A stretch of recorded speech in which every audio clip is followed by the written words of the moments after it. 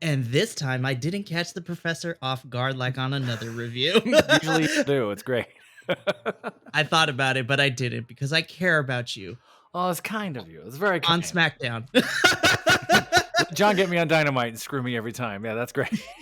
I mean, he's in charge of this show. I'm in charge of this one. There's a total difference here. But hi, all you BC WrestlePod nerds out there, and welcome to another rendition of the Friday Night Faction Review, where, you know, a bunch of us get together to review WWE Smackdown for the week. I am joined by my lovely co-host this week. First and foremost, I have the Professor, aka John, who is here and on the Dynamites as well. So it's been 2 weeks. I've missed doing this. It's been a while, yeah. I know, because we just literally came off of WrestleMania. It was nuts.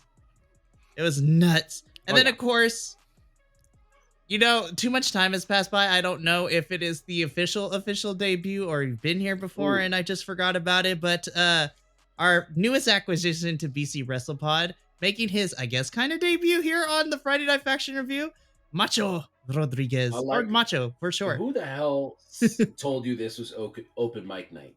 I mean, listen. Just dropping that out of nowhere. Like, oh, it's beautiful. I love it. Love the callback. That was his wife's thing. Yes. Wife's phrase, right? That's my favorite AEW promo ever. She even calls her.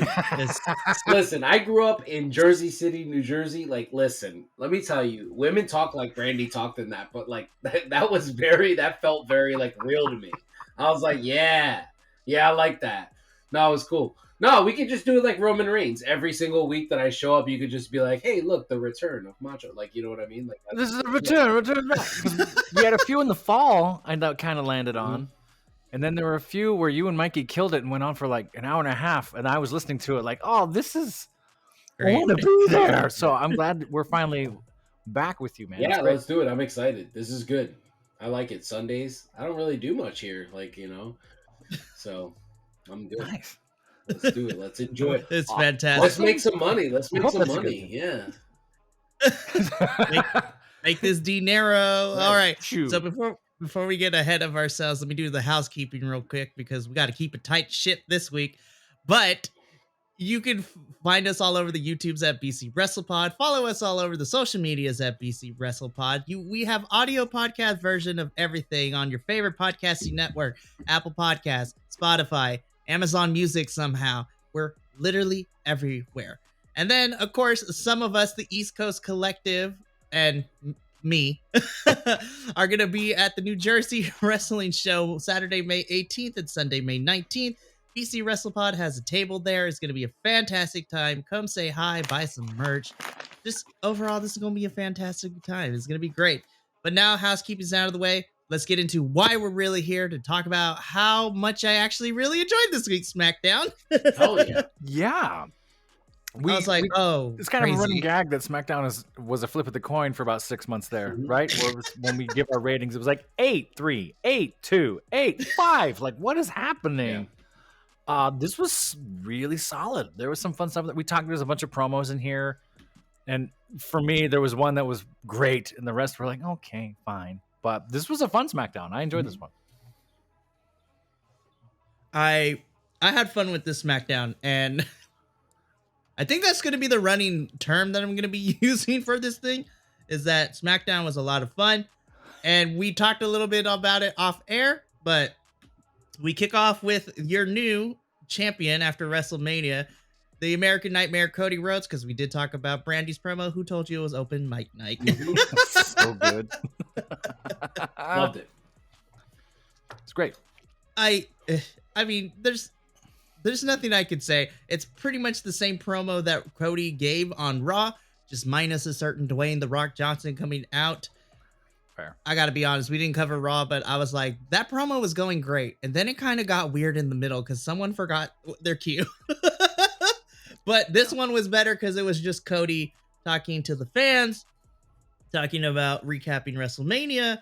And, you know, we're not wasting any time because on SmackDown, we're going to figure out who's going to be facing Cody at Backlash for that title immediately. I was like, damn, I'm here for it. Let's not waste time. Let's go. When you heard the names, did you immediately do what I did? And I was like, oh, it's AJ. It's AJ Styles. Yeah. I kind of did. Yeah. I was like, oh, okay. Because I And then thought back AJ to cuts that. Roman. Remember when Oh, Roman sure. won the title Yeah. and AJ was his first big challenger? I was like, oh, they're doing the same thing. They're going to build him the same way. Mm-hmm. And then later on, this kind of gives it away a little bit. That promo AJ cut was sort of like, oh, you're coming on this revenge tour thing. And not that it was overcooked a little, but it kind of gave away the ghost a little. Like, I think this is all you, but I will see. Yeah. The rumors of AJ Styles being washed are ridiculous. This man can still go. He's still... I mean, he's great. He was good. So, I mean, watching him, watching him perform. And listen, I don't want to jump to the end of the match because we're going to talk about it in the main event, but we're going to talk about the transition into the finish. And I felt like I was watching a master in the ring, just with those two. I was like, wow. Oh yeah, just wow. And we've talked about that the last few weeks, how great AJ looks. Who cares how he got there? But dude's jacked, still healthy. Like in his I don't want to say turn back the clock because that makes it seem like the clock had turned forward too far. Like he's still doing great work. Yeah. It is. And, you know, we also see Cody reveling in his success, but just like there are winners, there are losers, which we see a little bit of that as the bloodline or what remains of it right now. They are walking backstage. So Jimmy Uso, Solo Sikoa, and Paul Heyman. It's fantastic. All right. Got to keep the show going. Got to keep it going. But they go to where their room is normally, and it has Cody Rhodes' name on it. Jimmy had the best facial expression this whole entire time, and it was added even better when Kevin Owens randomly walks into frame and says, "Oh, you guys can't come in here. You guys are losers. There's a broom closet down the hall you can use." And goes into Cody's room. Mm-hmm. I laughed so hard. Oh, it's hysterical. Jimmy's face sold it for me. We see this later in the night too, and we've talked about this off and on for it feels like months. Give the Bloodline somewhere to go. Give them somewhere to go, something new to fight for, and we got it. Yeah, and we got it in a sort of the fans who knew exactly who that was without giving it away. The moment it happened, just I didn't get chills, but I definitely jumped. Like, oh no way! Wait, what? Yeah.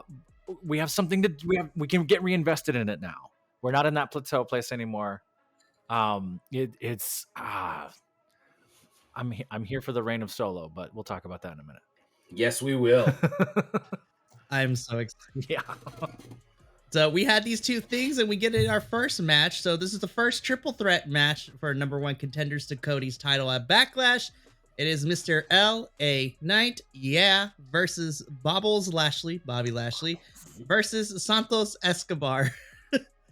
And look, I really enjoyed this match.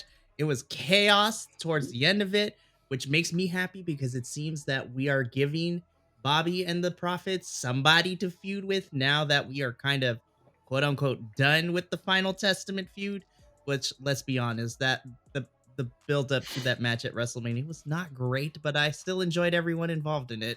Yeah. This match felt to me like, and I don't mean this in a negative, when like the friends of yours who like and love wrestling get in the backyard and cause trouble.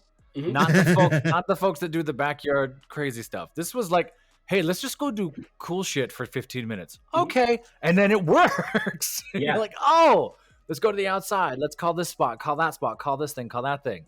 Yep.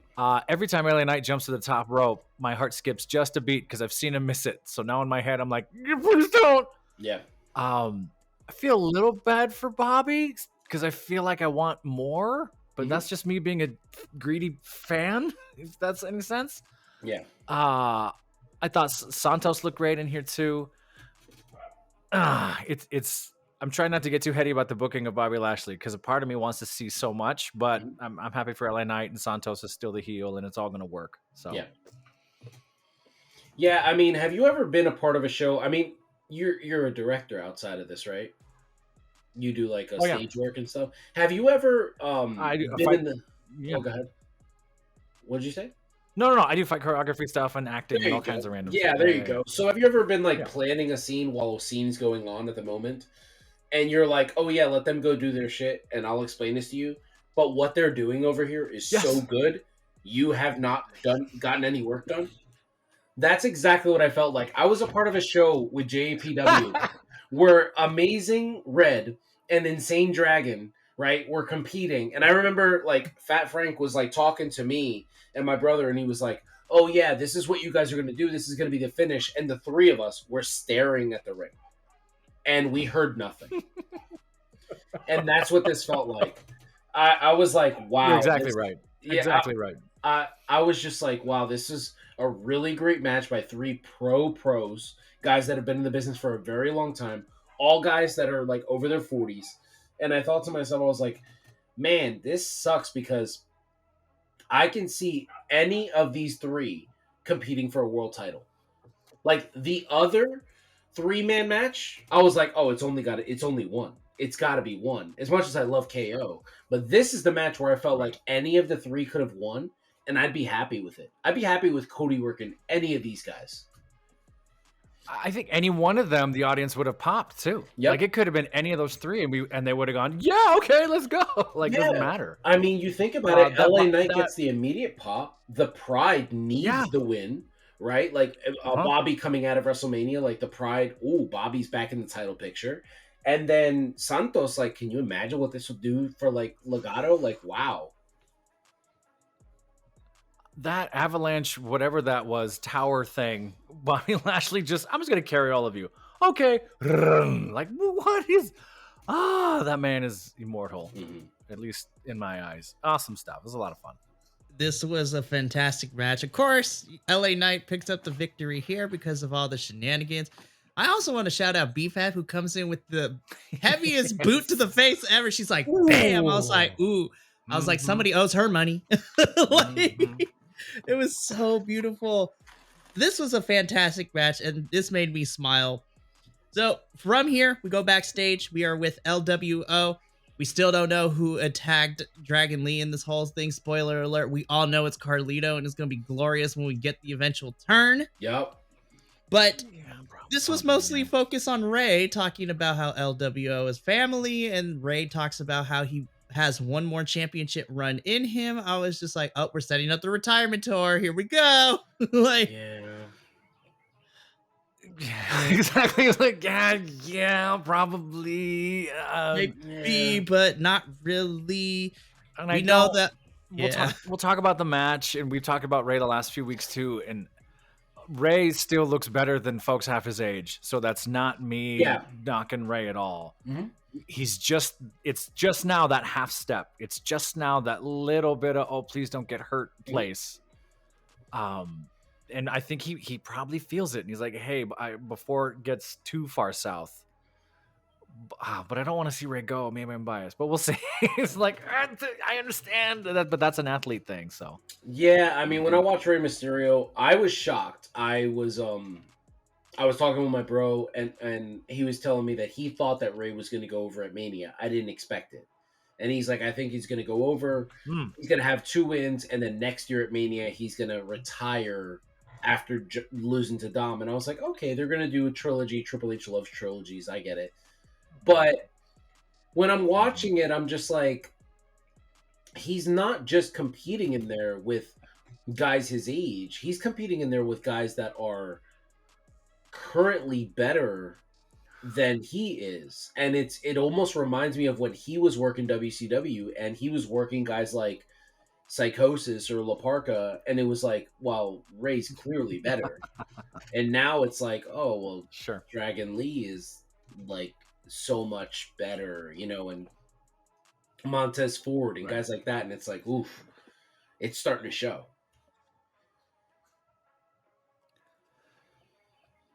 I think Ray would serve any storyline the rest of his career, however Ray wants to do it. Mm-hmm. Yeah, I don't know manager wise if Ray really wants to do something like that, but it's sort of as a reoccurring character showing up every now and then, some sort of LWO holding the banner type of thing. I wonder how much Ray's feeling that out and trying to why Ray really wanted LWO. Did we get pushed the last year or so? So now, hey, if and when that retirement happens, this thing keeps going. I'm really interested to see him in that Dom collusion course because it's coming. Yes. I don't know how they weave it together. I don't know what it's going to be, but it's coming, and I want to know. But we gotta wait. I do too. My only requirement for that, Dom needs to win that. There is no way Ray retires going on top. That's not how we're supposed to do this.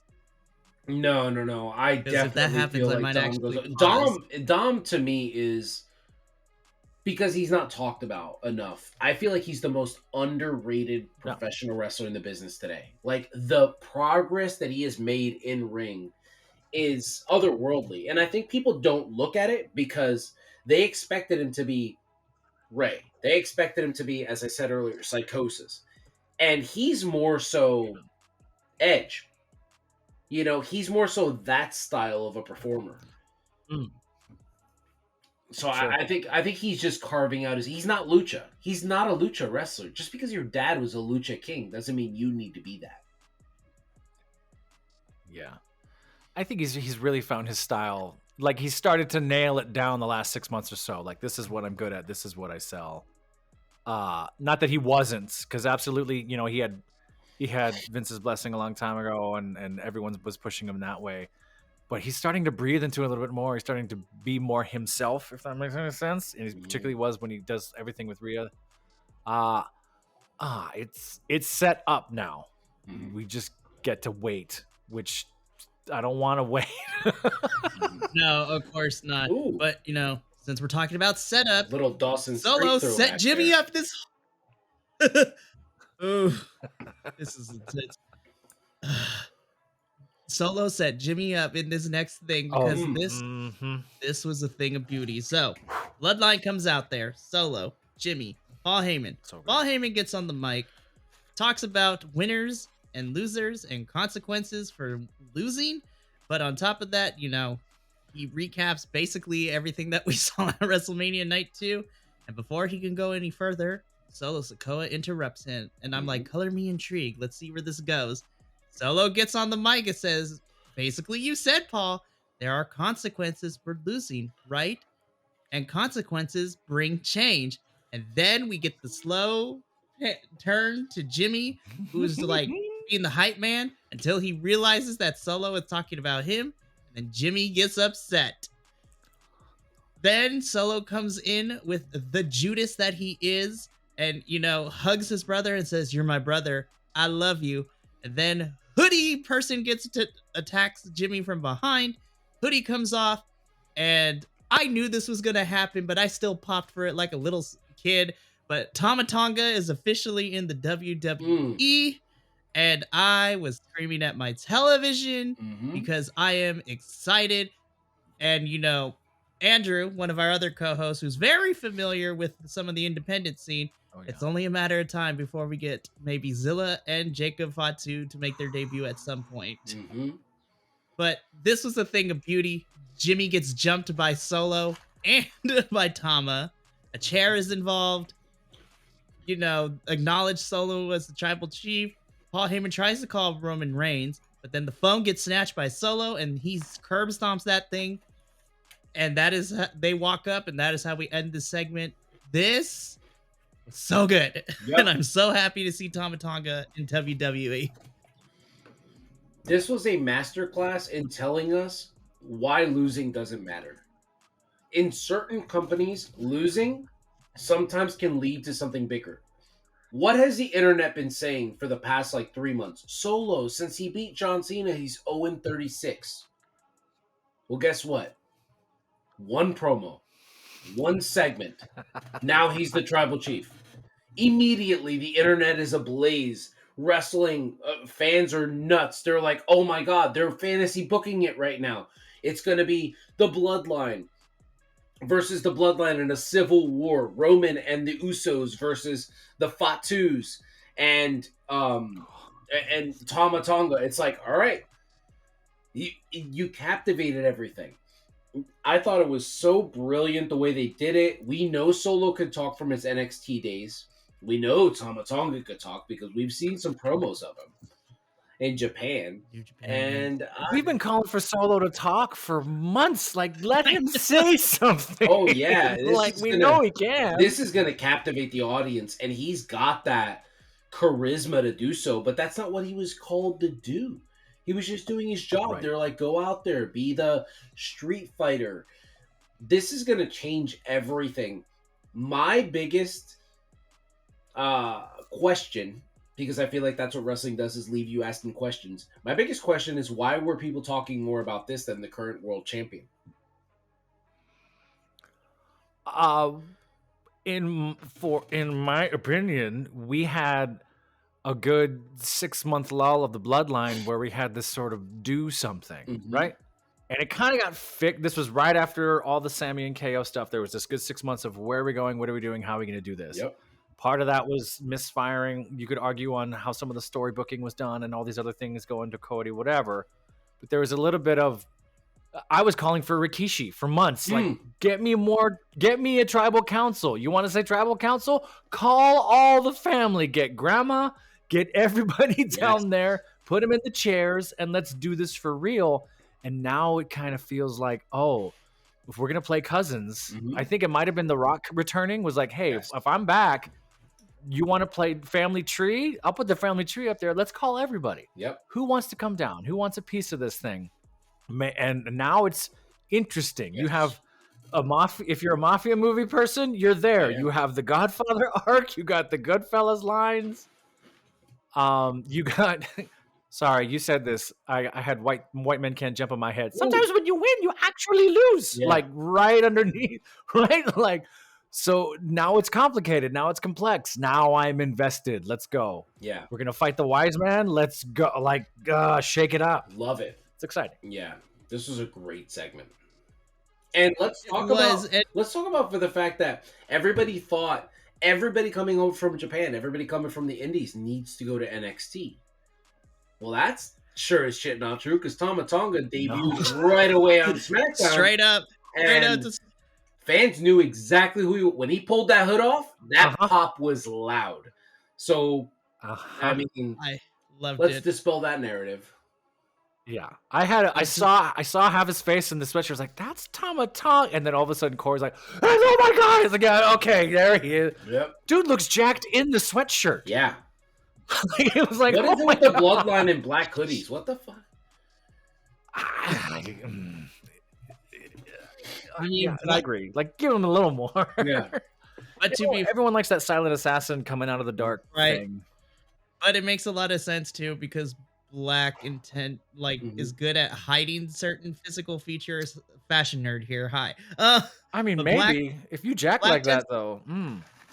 Well, it depends too, because he may have wore his actual true to fit size or one size a little bit smaller to flex the musculos, but that's fair. Black is usually good because it's good at hiding physical features, including faces when you have the hoods up. But this was fantastic, and it was even made better because I'll couple this now. When we're backstage, Paul Heyman walks out of the medical office. We're checking on Jimmy, and before he even gets a chance to say anything, Tonga gets in his face and says, "By orders of the tribal chief." Solo comes in, gives him this crooked smile, thumbs up, and then puts it down, stares at Paul Heyman, and walks right off.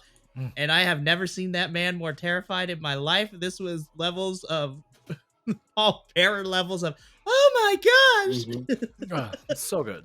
So exciting. And the Detroit fans, they had to cut away a few times because Detroit was not happy. And they fed it was great. Detroit be wild out here sometimes. Lots of fingers and fancy words. They were doing all the things. It was great. It was fantastic. Masterclass. This was probably my favorite promo the whole entire night. Sure. Because now we have a new chapter in the bloodline. We went from Avengers Endgame to now Civil War. We're waiting for his can't return. wait. We're waiting for the return. It's a matter of time. He'll be back. He'll be back. All right? He's on his way back. He's just taking some time with his family. That's what it is. Well, what's great is now he has something more to fight for. Yes. Like, now they can use Roman in different ways. I think he was getting stuck. which a lot of the fans were responding to after a while. This Like, babyface run that he's about to go on is gonna be. Oh, it's gonna be so good. It's gonna be so That's amazing. the thing. It's gonna be great. It is so good. So we leave this. We get to our squash match of the evening: Bron Breakker versus Cameron Grimes. We officially now can say that Bron is full time with Smackdown because after this past week on NXT, with him and Baron losing the tag titles to Axiom and Nathan Frazier, I'm hoping Baron in the draft comes back up to SmackDown. So, because I want Baron and Bron to continue to be a tag team because they are fantastic together. Fun matches, yeah. But this was their squash match. Poor Cameron Grimes. Cameron Grimes getting hosed up here, man. Damn, he was Vince's boy too. Vince was all about Cameron Grimes, and now it's like, you know what? Yeah, we don't. Bron Breakker's the future. You can tell that that's what they're gearing him up for. But these matches to me are so strange because why is he not a part of Speed? That's what I'm saying. Like, Bron Breakker just smashes dudes. Like, just have him go out there and just run through people on Speed. You know? And then when you want to do the William Regal Goldberg thing, where fans are starting to question whether Bron can go, then have him go out there and have a 25-minute banger, and people will be like, oh no, we have no reason to hate this guy. He's really good. Yeah. So yes, he is. Yes, he really is. But let me tell you, for those folks who don't watch NXT, and I'm going to get on my soapbox a little bit, because as someone who can, I know how good Bron Breakker is, because he's had good matches where it's gone more than what we saw on SmackDown. I always say it, even though it was kind of messy at the beginning, Mello versus Bron at last year's Stand and Deliver was fantastic. Seth versus Bron at Gold Rush was fun as well over the summer. Yes. Like, Bron has proved himself time and time again to go up against not only his fellow NXT peers, but also main event players as well. His match with Dolph, that match that nobody talks about with him and Dragunov. What is going on? Like, it's like people don't even know that match happened. It was amazing. That's the one that Mikey sent to me when we were doing picks for something else, right? Is that the one? Maybe I'm crazy, Mikey. He's like, here, watch this. I was like, oh, this is incredible. Dragunov, oh my gosh, what are they doing? A non-toxic version of the Dynamite Kid. Like, when I watch him, I'm like, this dude is everything that Bret Hart wanted to be and more. When I watch him, and you could hear it, I don't know if you heard Kenny Omega's Twitch thing when he talks about it. Dragunov is the guy he says can be successful in any company. I was hoping that he would get a call up or something more to do when they head to Berlin, or when they head to Berlin? No, where were they going? Germany. Yeah, Germany. It is Berlin. Yeah, I was hoping that he would get something big to show out, but. Well, maybe because now with the stipulation, they got the Cody Rhodes stipulation with Trick Williams. If he loses this world title match, he has to leave NXT. I don't think Trick is ready to move up, but Dragunov is. No, and I think it depends. So, like, in 2 weeks, we'll get that match. But first, Trick has to go through Mello once again in a steel cage match this upcoming Tuesday. So I'm excited. Yeah. I was like, it should have been a Stand and Deliver, but you know what? That's neither here nor there. We're here on SmackDown. Yeah. Bron Breakker picks up the win. Poor Cameron Grimes, but Bron Breakker, we'd love to see it. We talked about this a little bit already. AJ Styles cuts this very swole promo, how he's on a revenge tour. That's a swole I'm here. You cannot tell me this man's lats and arms are bigger than the size of my forehead. Nobody's happier than Wendy. I mean, we definitely saw that difference during the home invasion segment. We were talking about that. We were trying to figure out how tall she was based on how tall he was, because in that way that looked, she was like hella small. Yeah. Not to judge. I'm not judging at all, but it was sort of like, oh wait, what? Yeah. Yeah, AJ on a revenge tour. We love to see it. And then we get our second in-ring promo / celebration with Bayley coming out as your new women's champion, which is well deserved. Love to see it.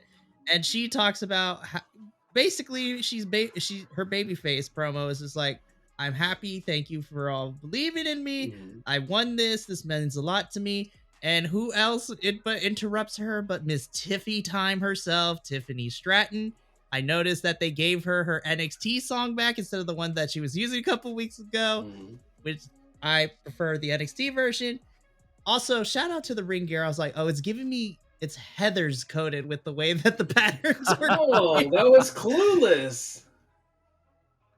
Well, this Heather's Clueless, they Yeah. kind of intertwine a little bit for us, Yeah. you know. I loved it. So good, and Tiffany did say something. She's like, it's kind of a shame that I wasn't used at WrestleMania. I'm like, you know what? You're not wrong. Listen, Tiffany is the reason why Finn Balor did that interview so many years ago. When you become a heel, you have to take everything that fans love about you. You have to take it away. Lock it in a box. She's getting so many cheers. I felt like she was out popping Bayley. And I think it's because fans look at her in the ring and it's like I compare her to Kurt Angle because of the way he rose. He started out getting hated. Sure. But then all of a sudden fans were like, we can't hate this guy. Look how good he is in the ring. Exactly.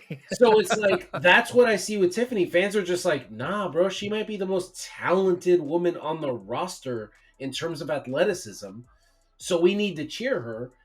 And she needs to take that stuff away. Because if not, she's not going to be a successful heel. I think you're right to a point, sure. Like if we talk about the folks being in between too much, right? Yeah. Where there's sort of heels, but we love you, or faces, but we hate you. Like you can get stuck in that gray for too long. Yeah. And eventually booking's just going to screw you because they don't know what to do. We talked about this with Rhea Ripley too, where it's like, oh, she's the heel. We're not going to treat her that way though. Becky like, because because he's the worst heel of all time. Never seen anything like exactly. that. Worst heel ever. So I think yeah. you're right. I think Tiffany will eventually lean more one way or another, but the fans adore her right now. So I think you're right. It's sort of like, I want her on my screen. Yeah. Put her on the show.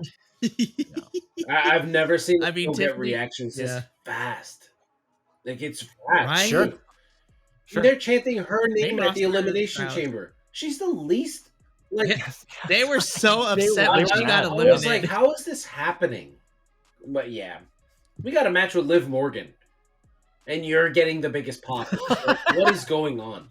Yeah. Yeah. It is wild for sure. But Tiffany comes out. She's like, you know what? Because Bayley wants to offer a championship match. She's like, I'll take it. Thank you. But Bayley's like, no, I wasn't going to offer it to you. I was actually going to offer it to this woman. And Naomi comes out. And basically, this sets up that Naomi and Tiffany were going to have a match to see who would face Bayley next week for the women's championship. Well, we could just talk about that match now because WWE does this thing that I hate, but I had to get used to it because we literally get an A-Town Down promo of this little video package, and then we see Nick Aldis, New Catch Republic, and the Street Profits watching said promo. I love like the non-verbal physical comedy because as soon as that video package got done playing, we just see the Street Profits with Angelo and Montez, and then Tyler Bate and Pete Dunne all just turn to Nick Aldis in comedic fashion, like, what the hell is this? And Nick's like, yeah, we'll find them a challenger next week. Yeah. And then Love it. I was like, that was fantastic. But then we go back to, and the match is like already started and everything. And they're like in the middle of it. I was like, I agree with you. I gotta get used to this match in progress thing. They've been doing it more and more and more the last however long. And I don't want to sound like that old man. Back when I watched it, I hear the bell ring. I don't want to be that guy. I kind of see what they're doing. It does a little bit of disservice to them. I see why. Maybe I just gotta get behind it. I don't know. But the match itself, I thought I had a fun time watching these two girls go at it. Yeah, no miscues. They were calling stuff on the fly. Camera did cut away, obviously, at one point to not embarrass Tiffany. She almost had a wardrobe malfunction. I almost had, and like fixed it quick. Like, damn, girl, good job. Naomi took some shots. That shot on the rope, like from that hip attack thing, was like, that looked painful. It was great. This was fun. Yeah, what a way to push Naomi too, because she's been kind of losing recently. I mean, she had the big win at WrestleMania, but it wasn't about her. It was about Jade. And she goes out there immediately after Mania, and she gets a world title match. Right away, she gets called like, "Oh yeah, I want you," and we're gonna get Bayley, Naomi, which is awesome because it kind of it's kind of like, okay, well, Sasha's two best friends going at it. I love it. I'm excited. You know what I mean? And you now know that the next pay-per-view or PLE will be these two. Tiffany's going to get involved. We're going to have a triple threat match, and Bayley's going to have two people to feud with.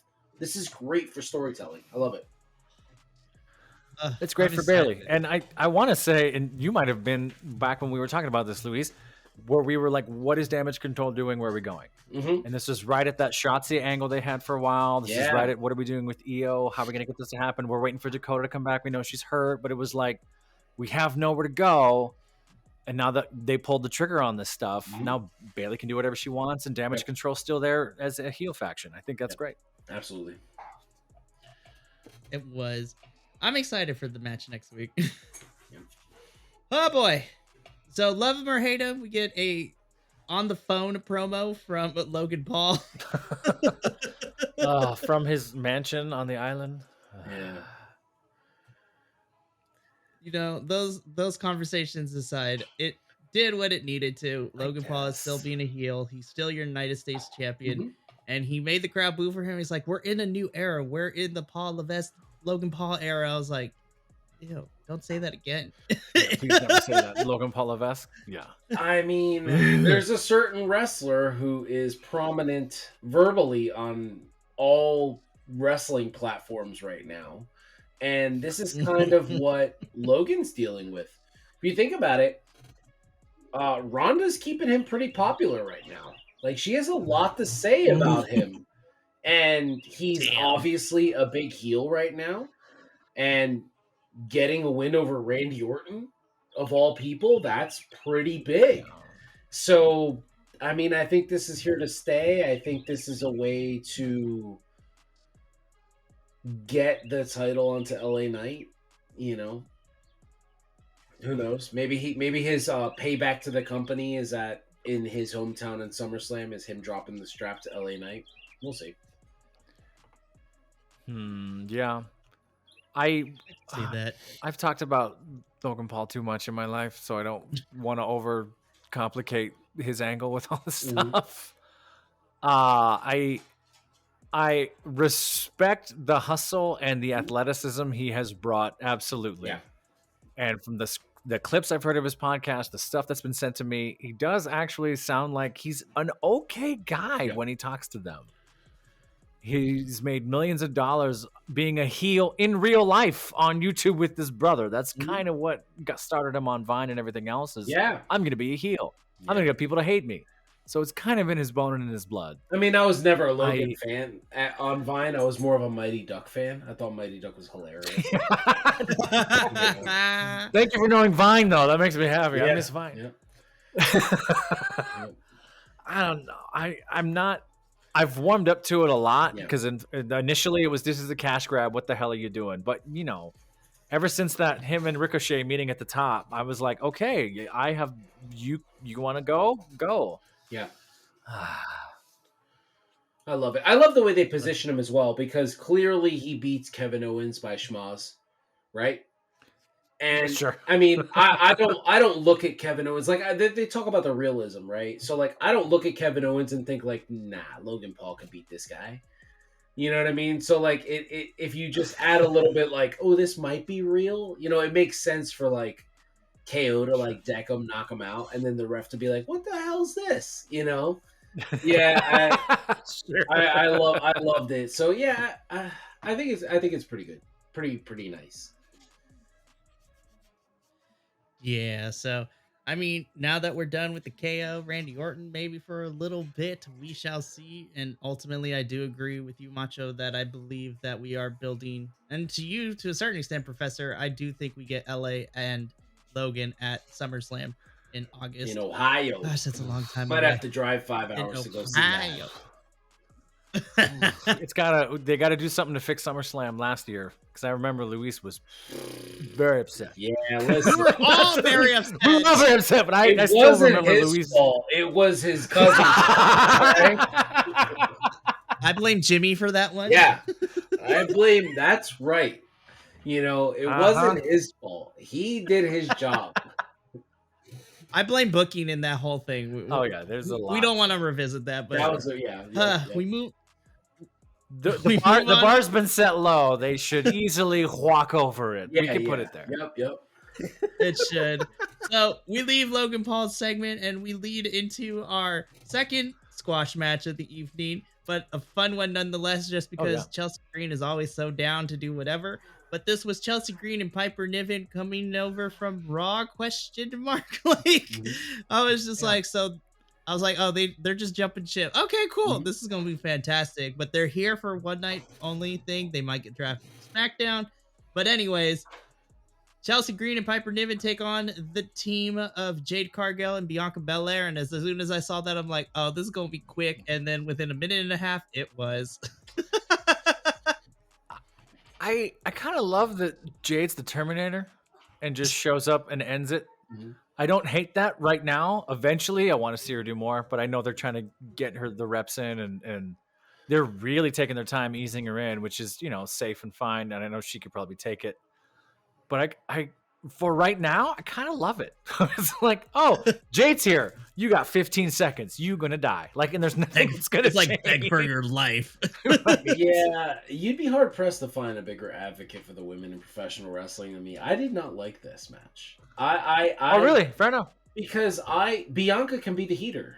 Bianca could take the punishment. She could work from under. Like, it could have been Piper and Chelsea getting all of their stuff in, and then the hot tag comes in, and then Jade cleans house. We didn't get that. We got an immediate, like, oh, Jade's, like you said, the Terminator. And it was like, how does this help? Obviously, this helps Chelsea because it gives her more things to talk about. And for Chelsea, it's all about character. Piper is there with Chelsea. I think Piper will be lost unless they're going to give us the Piper Nevin from the Mae Young Classic. That's the only way to make us successful. Please. And Bianca, how does this help Bianca? Like, okay, so I got my person out there. It kind of screams two dudes with attitude.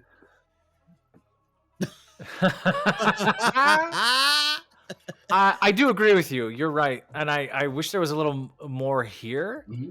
This didn't feel like it was cut for time. This didn't feel like there was meddling or anything like that to me. I did want more from it because I like all four of them for sure. You're right. I'm just I'm wondering how long this Terminator act goes with Jade. Yeah. And how long Bianca's in sort of the wake of that, just sort of, I'm going to spare time until you got the tag and you crush someone. Well, we know we're leading to them versus the Kabuki Warriors. And I mean, the other three women she's going to be in the ring with are phenomenal talents. Oh, yeah. So, I mean, this is going to be interesting. But if anybody could get her there, it's Asuka and Bianca. Yeah. Oh, definitely. Two really good women to work with. I'd like to see it before SummerSlam. Mm-hmm. Let's see. Backlash is in France. We have, so that's May. June is Clash at the Castle. One of these countries is going to get Jade Cargill working hard. I just don't know which. In a full body make us wait till SummerSlam. That's going to be insane. She's going to be ripping out of that thing. Mikey, you can cut this, but I got to go. Okay. So, good seeing you again, Luis. We got to do this again. Yes, sir. I'm happy you're here with us. I'll see you next Sunday. Oh man, we're almost at the end too. I know. I'll text you my empanadas, but I love this Kevin Owens promo. Just put it out there. Yep. The one you're about to talk about. Well, while the professor exits, let's talk about this Kevin Owens promo. Oh my goodness. So Kevin Owens is backstage, right? And he ends up taking the microphone from Byron, and we have one of those cool walking shot promos that been doing. Kevin Owens pushing the fourth wall, but not necessarily breaking it. I love to see it. And he basically talks about how he likes Ray, and he likes AJ. Like, him and AJ have known each other forever. He likes Ray. Both of them have sons that are way too tall or like taller than both of them, which I'm like, oh yeah, I forgot KO's son is tall, is so 6'7", tall. yeah. That kid is crazy. Anyways, I also love that he takes the Tigers championship and then he knocks down the CM Punk shirt just because he could. Well, he knocks down the He's like, CM Punk shirt because years ago CM Punk took a dig at him on the Indies, saying that KO he's lazy and that he needs to perform in a T-shirt. which was funny to watch in that context. But he says, but both Ray and AJ stand his way, and so he's gonna beat their butt. So then he gets he takes the championship. He's like, Jamie, here's my mic. Bruce hit my music, and then walks out for everyone. Which then leads us into our main event, the second triple threat match: KO, AJ, Rey Mysterio. Macho, this was my favorite match of the evening, 100%. especially because we talked about it and alluded to it earlier. The finishing sequence was the funnest thing I have seen on Smackdown in the last couple of months. Loved it. That is a testament to AJ and everybody, like, being the consummate professional that he is. That was such a sick transition. Yeah, I've seen a lot of complaining about how KO stunned Ray on the apron. I wanted to say this. I said this recently on a video. We're in this era where we need to get used to finishers not mattering until the end of a match. People are going to hit their finish. If you watched Seth versus Drew, they hit the curb stomp and the Claymore at least 3 times each, and they kicked out of it until we had the Ric Flair Shawn Michaels moment. And then the Claymore mattered. Like, that was the one with effort. So I feel like people are just nitpicking because WWE is so hot right now. To me, I thought Ray gave it enough time. He was stunned, quote unquote. He came back. He stopped AJ from hitting his AJ's old school finish, which it looked like that's where he was going. And we had the Avalanche Styles clash and a transition into a sunset flip, roll up. Just beautiful. This match was next to perfect. I mean, AJ hasn't done a Pele kick in a while. We got one of those. I was very happy with this match. Loved it. Thought this was the match of the week coming out of WrestleMania. These 3 are awesome. I mean, you're not wrong, and we'll talk off camera because I was severely disappointed with a lot of things this week, but we'll talk afterwards. But this was a fun main event. AJ Styles does pick up the victory by rolling up Ray from that transitional finisher move. It's fantastic. And we end SmackDown with LA Knight coming down to the ring. I was like, all right, part 2. Let's go next week. This is going to be fun. I'm excited about it. And I think you're right. I think if we are following the same trajectory, I see AJ Styles walking out winner and him going to France to face Cody at Backlash. I have in my notes here. This match was pro wrestling, absolutely, but this was very indie-rific. Very indie-rific. I wanted to point out a sequence here. AJ goes for his moonsault DDT. Owens moves, hits a super kick, goes for a pop-up powerbomb, and then it's reversed again into a Pele kick. That to me is like, that's some shit we would see in TNA. That's something we would see in Ring of Honor. Like, you can tell clearly that AJ and Owens, I was going to say Steen, sorry, that they've worked each other so much. And I really thought they were like, hey man, we're competing to be like future world champ. Let's just go out there and just be old school. Let's just give them some Ring of Honor. And that's what we got. And, man, this match had so many layers, just beautifully done. Even the finish felt very like NWA TNA. Like, I feel like AJ's done that to like Christopher Daniels or Michael Shane. You know what I mean? Like, it just felt so clean. What a brilliant match. Brilliant match. This match itself just led me right into like 4.5 empanadas out of 5. Or, I guess 9.5 out of 10. Yeah.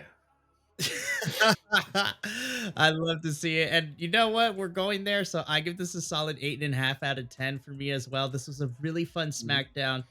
I have to say, I enjoyed bits and pieces of the Raw after Mania, Mhm. but this first episode of SmackDown after Mania probably was the funnest outside of TNA wrestling this week. That it reminded me, I was like, this is why I like professional wrestling, and this is fun, which is what people seem to forget. This is what it's supposed to be, Yep. but oh my goodness. I am looking forward to next week's match between LA and AJ, as well as the Fatal 4-Way we're getting to see who's going to fight A-Town Down Under for the tag titles, which is going to be great. And then we get a championship match on television. I'm like, oh my gosh, remember when we defended titles on television? Mhm. Oh my goodness, I can't wait for this. But me and Macho are going to get up on out of here. So thank you for tuning into another Friday Night Faction review. Hopefully next week, all four of us will be in the ring together. This is going to be a running gag, and I cannot wait to Listen, continue it. It's we're going to be listen. fantastic. I'm just like, he's He's your emotional support he buddy. is. He's sad. I'm worried for him. I got you, Roman. I'm just telling you, I got you. I'll run up wherever, yo. I got that Boricua in me. Come from Tuawaja. I don't care. That Jersey City, whatever you need. You just let me know. You need somebody to come out and take out the bloodline. I got you. I got you. You just let me know. Oh I'm my there. gosh. Yup. I love it. And on that lovely note, from all of us here at Friday Night Faction and the rest of the BC WrestlePop boys, take care of yourself, love one another, be iconic, and you deserve to finish your story. We'll catch you next week. But until then, ta-ta for now. Thank you so much for tuning in to another Vibe Tribe production. What's going to happen next time? Well, you're going to have to tune in to find out. But until then, remember, take care of yourself, love one another, and as always, make sure that you keep the good times rolling. Thank you for being here, and we'll see you next time.